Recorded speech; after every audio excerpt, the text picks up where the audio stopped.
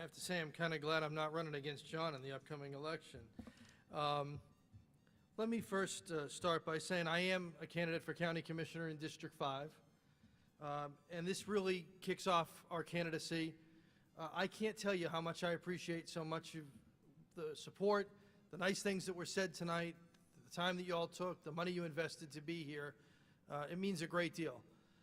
One of my greatest campaign supporters, I don't know where he is, Bob Leatherwood, has been side by side with me through campaigns, and we used to joke that a fundraiser was when he and I would get together and spend a lot of money on food that we didn't know what to do with later on, and then we would usually rent some toys, some games for the kids to play, and I think we've come a long way.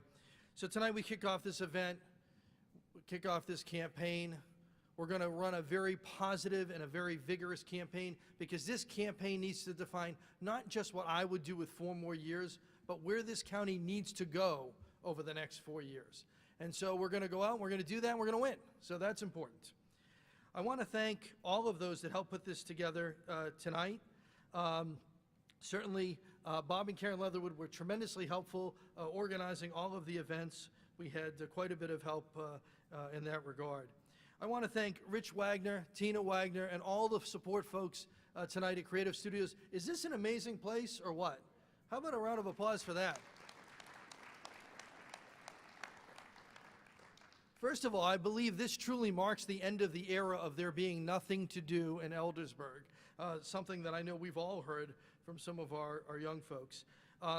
His generous use of letting us use this facility is fantastic, but I think it's important for people to realize that this also tells a story about the kinds of things that are going on in Carroll County. See, when we go out and talk to businesses, we talk to them about Carroll County being the right place at the right time, and economic development has certainly been an interest of mine for a long time, because it's the way that we pay for the things that we expect government to do: public safety and infrastructure and education. And when you have a community like ours, the rising demand for those services can only be met one of 2 ways. You either tax people more, which clearly we do not want to do, or you build your economic base. Well, the really cool thing about what's going on in Carroll County right now is the stars have lined up, and the things that we have always been good at are now in much higher demand across the state and across the country. And so instead of just hoping for economic development and investing in economic development, we are participating in economic development. Now, from the government standpoint, what that really means is a couple of things. It means putting Carroll County on the map, making some of the connections that can help people grow, putting some resources in place, and then really most importantly, getting out of the way. Letting the business owners and the entrepreneurs do what they do. Because I can tell you there is no government meeting that I have ever been to, nor that I expect I will ever be to, that could ever have envisioned a place like this. Would you believe that?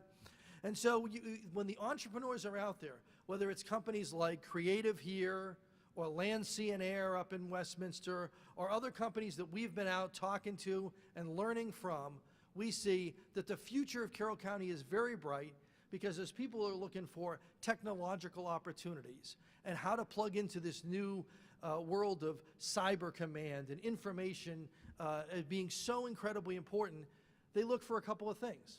They look for access to the military installations. And actually, if you look at a map of where Aberdeen is and where Fort Detrick is and where Fort Meade is, Carroll County is really nicely located to be right in the midst of all of that. And if you look at the broadband investment that has been made, we now have the technological capability of having the broadband that we need for businesses to locate here. But also, and more importantly, when people come here to open their technology businesses or their businesses that are just full of creativity, they find they are not alone. They find that there are other businesses here that they can connect with and build on. Now, it's really important that we as a government learn from what the business community is doing. Because one of the things that the business world has seen over the last 25 years is a move away from big corporate entities, big corporate decisions, and even within large companies, a real move to entrepreneurship. Even companies like GE that were so huge really restructured so that there was innovation and entrepreneurship within their organizations. And yet, what do we see the government doing? We see the government going out and saying, you know what, from some office in Washington, we can figure out how healthcare ought to work. From some office in Annapolis, we can figure out what is right for all of the environmental policy that needs to drive areas that are so diverse in our state alone that it makes absolutely no sense. And then we see with education, another attempt to say that for all the local jurisdictions and all the knowledge that our administrators and our teachers and our elected Board of Education has, we have some overarching idea of what's best for places like Carroll County. Well, I can tell you one thing that I've definitely learned over the last 3.5 years. The people that know best what Carroll County needs and what is best for Carroll County are Carroll Countyans.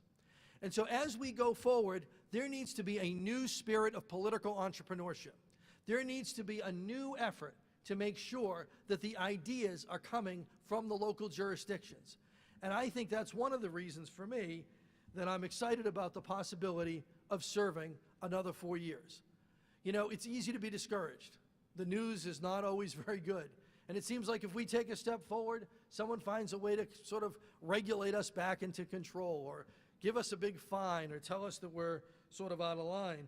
And yet, what we find is there is a great opportunity for us to be able to do the kinds of things that people were so generous tonight in talking about, because it did not take a lot of money to open up those libraries on Sundays.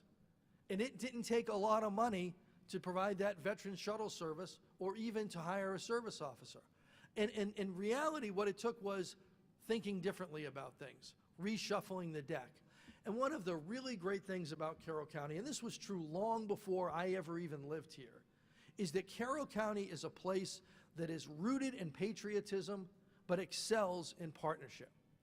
There are so few projects that we see successful that don't involve the partnership of different agencies, different jurisdictions coming together. It really becomes a hallmark of the way we do things. And we see when we go to other places that they remark about it. How do you get so-and-so to work together with such and such? And we say, well, we start from that premise. In fact, one of the things that our staff knows, and Roberta, who does a fantastic job of trying to organize all these ideas into a project that really works, and committees that come together, knows that the first thing that we do when we identify an issue, when we identify a need, is make a short list of who are the people we should be sitting down and talking to, who are the people that should be in the room, because that's the way we're going to solve problems. So like, for instance, over the next couple of weeks, we have been talking about, and we will be talking about, the Common Core curriculum. And I'm not going to bore you with all the details or get into all the difficulties of it, but I will tell you right now, we have a school system that is under strain. They are under strain because they are underfunded, and they have a lot of burden put on them by trying to create curriculum change in a period of time that is way too short. So whether you think that change should happen or not happen, the real issue is right now for us in Carroll County is we have this system that is under strain. So tomorrow, we're having a lunch with Senator Getty and Delegate Krebs and the President of the Board of Education and Steve Guthrie, because it's the Board of Commissioners, the Board of Education, the Board of Education staff, the senators and the delegates that have got to come together with a strategy to make things work. And that's the way we're going to get things done. As far as where we are, I can say that we have just been incredibly blessed with the support of folks. I have to say, I am not at all, I'm very pleased to have 4 of my 6 children here. My wife Betty is here, and really she does like everything with the kids. And so she has done a phenomenal job, and I am very proud. So I'd like to ask you for a round of applause for the Howard kids tonight. I think they did a nice job.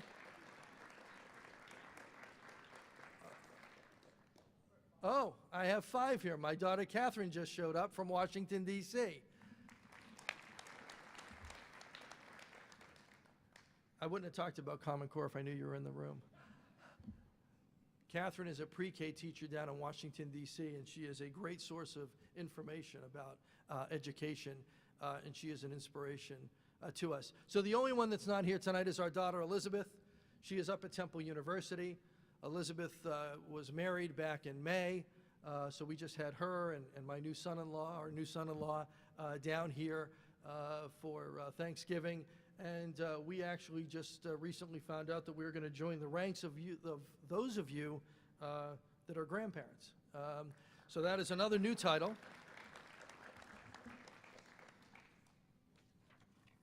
And I guess that probably makes you think about the future even more. I think that we have been successful in really moving the ball forward on those issues that most affect Carroll County. I think we found a way to do that within the constraints of the budget, but there's a lot more work to do. A big part of it is we need a team that agrees, not on every issue, but agrees on the sense that we need to go out and create a vision. And that's why this notion of Carroll 2030 is so incredibly important. And the vision will change. And as more people get involved, their perspectives will change. And one of the things that I like most about some of the folks that are in the race this year, and we heard from a couple of them tonight, Steve Wantz and Dick Weaver, is they are not folks without ideas. They have very strong opinions and very strong ideas. But they understand first and foremost that the power of those ideas is bringing them to the table with the intent of finding a solution. See, I don't want to debate all the national issues through Carroll County government. And I want to talk about things like our school system more than I want to talk about drones. And I think, well, I do.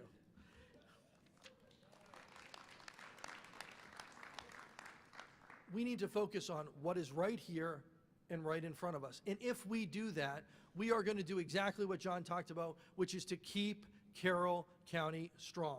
We are strong financially. We are strong in our history. We are strong in our resources. We are strong in our beliefs and values. And what we do over the next 4 years will determine whether or not we invest in that, whether we understand that, yes, to continue to offer the career and tech education that this community needs, we need to expand its offerings.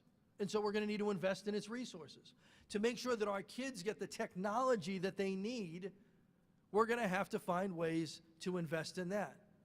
But the best way to harness some of those resources is to go to the state and fight the fight on things like some of the excessive assessments and testing that they want to do, because that takes resources out of our system.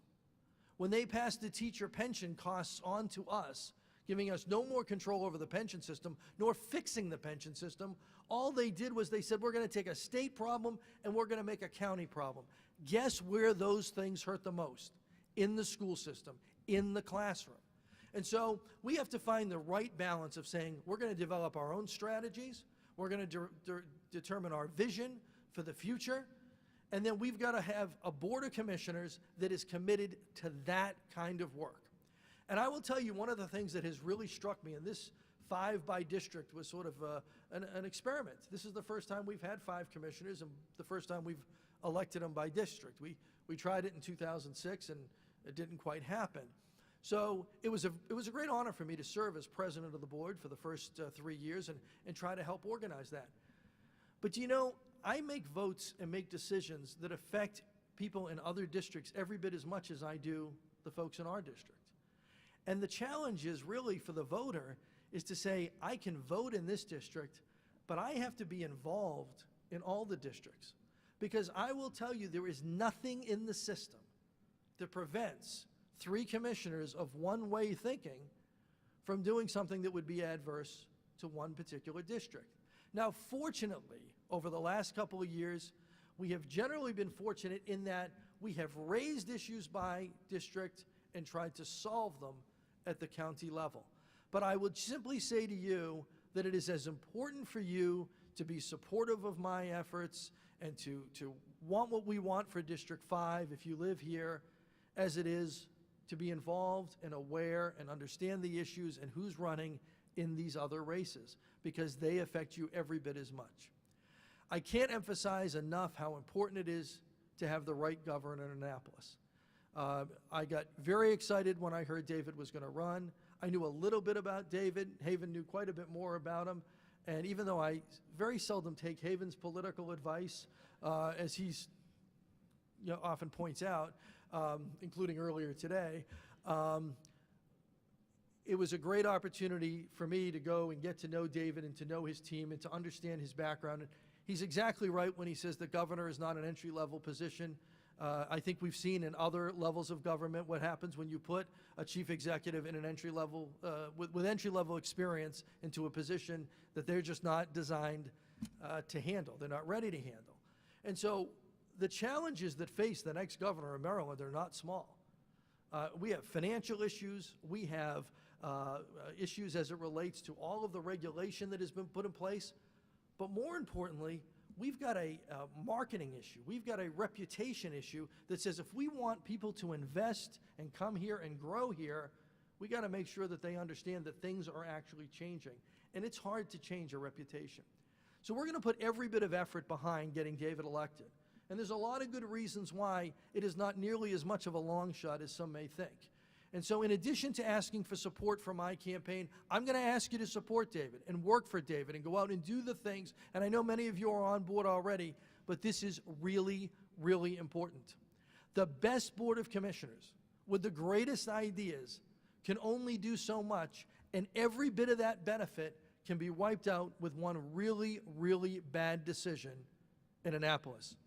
I had only been on board with the commissioners probably about a month or two when our comptroller was telling me a story that we had gone through all this budget cutting process and how do you streamline and lean this, that, and the other, and he had found a way to streamline work and eliminate a position.